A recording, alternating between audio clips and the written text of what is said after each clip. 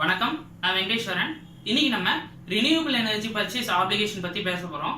இந்த renewable energy purchase ஆப்ளிகேஷனை வந்து renewable purchase application இல்லைன்னா ஷார்ட்டா ஆர்பிஓ அப்படின்னு சொல்லுவாங்க. இது எங்க இருந்து ஆரிஜினேட் ஆச்சு அப்படின்னு பார்த்தோம்னா 2002ல யுனைடெட் கிங்டம் கவர்மெண்ட் வந்து ரினியூவபிள் எனர்ஜியை ப்ரமோட் பண்றதுக்காக ஃபர்ஸ்ட் இந்த ஸ்கீமை கொண்டு வந்தாங்க.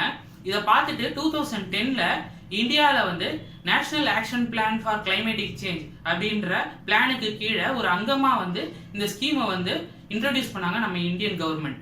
இந்த ரினியூவபிள் பர்ச்சேஸ் ஆப்ளிகேஷன்னா என்னன்னா, பெரிய பெரிய இண்டஸ்ட்ரீஸ், டிஸ்ட்ரிபியூஷன் கம்பெனிஸ், அதாவது டிஸ்காம் அப்படின்னு சொல்லுவாங்க, அதை தவிர்த்து ஓப்பன் அக்சஸ் எலக்ட்ரிசிட்டி கன்சியூமர்ஸ், இவங்க கன்சியூம் பண்ற எலக்ட்ரிசிட்டியில ஒரு குறிப்பிட்ட பெர்சன்டேஜ் ஆஃப் எலக்ட்ரிசிட்டி வந்து ரினியூவபிள் எனர்ஜியா இருக்கணும். அதாவது விண்டு, சோலார், பயோமாஸ் இந்த மாதிரி ரினியூவபிள் சோர்சஸ்ல இருந்து ப்ரொடியூஸ் பண்ண எலக்ட்ரிசிட்டியா இருக்கணும்.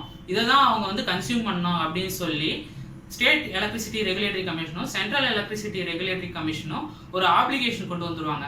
அதாவது ஸ்ட்ரிக்டா ஒரு ரூல் வந்து கொண்டு வந்துருவாங்க. இதை வந்து அந்த கம்பெனிஸ் வந்து ரினியூவபிள் எனர்ஜி அவங்களே ப்ரொடியூஸ் பண்ணிக்கிறதுனாலயோ இல்ல ரினியூவபிள் பவரை ப்ரொடியூஸ் பண்றவங்க கிட்ட இருந்து வாங்கி யூஸ் பண்றதுனாலயோ இந்த ஆப்ளிகேஷனை வந்து ஃபுல்ஃபில் பண்ணியே ஆகணும். இந்த ரினியூவபிள் பர்ச்சேஸ் ஆப்ளிகேஷனை கொண்டு வர்றதுக்கு காரணமா இருந்த லாஸ் அண்ட் ஆக்ட்ஸ் என்னென்ன அப்படின்னு பார்த்தோம்னா, எலக்ட்ரிசிட்டி ஆக்ட் 2003ல செக்ஷன் 61H என்ன சொல்லுதுன்னா, ஸ்டேட் கவர்மெண்ட்டும் சென்ட்ரல் கவர்மெண்ட்டும் எலக்ட்ரிசிட்டி ரெகுலேட்டரி கமிஷனோட சேர்ந்து ரினியூவபிள் எனர்ஜியை ப்ரமோட் பண்றதுக்கு தேவையான நடவடிக்கைகள் எடுக்கலாம் அப்படின்னு சொல்லுது. அடுத்தது செக்ஷன் 86(1)E என்ன சொல்லுதுன்னா, எல்லா ஸ்டேட் எலக்ட்ரிசிட்டி ரெகுலேட்டரி கமிஷனும் வந்து கோஜெனரேஷனையும் ரினியூவபிள் எனர்ஜி மூலமா ப்ரொடியூஸ் பண்ற பவரையும் என்கரேஜ் பண்ணணும் அப்படின்னு சொல்லுது.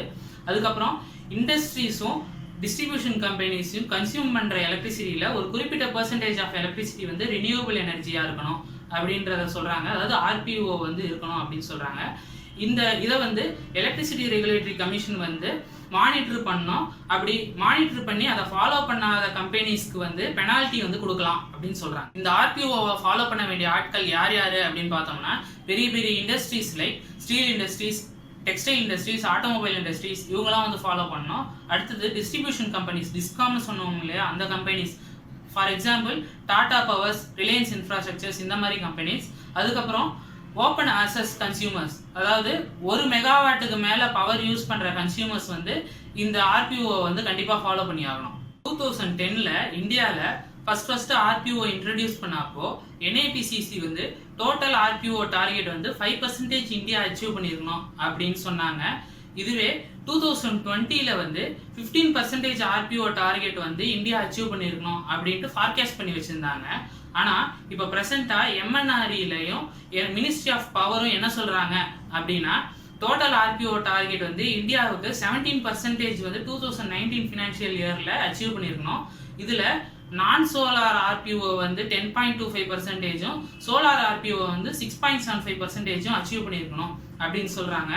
இப்போ இதுக்கு அடுத்தது 2022ல என்ன ஃபார்காஸ்ட் பண்ணியிருக்காங்க அப்படின்னா, டோட்டல் ஆர்பிஓ டார்கெட் வந்து 21%, அதுல நான் சோலார் ஆர்பிஓ டார்கெட் வந்து 10.5%, சோலார் ஆர்பிஓ டார்கெட் வந்து 10.5% இந்தியா அச்சீவ் பண்ணியிருக்கணும் அப்படின்ட்டு MNREயும் மினிஸ்ட்ரி ஆஃப் பவரும் சொல்றாங்க. இந்த ஆர்பிஓ டார்கெட்டை எந்த அளவுக்கு நம்ம வேகமா ரீச் பண்றோமோ அந்த அளவுக்கு நம்ம என்விரான்மெண்ட்டுக்கு நல்லது.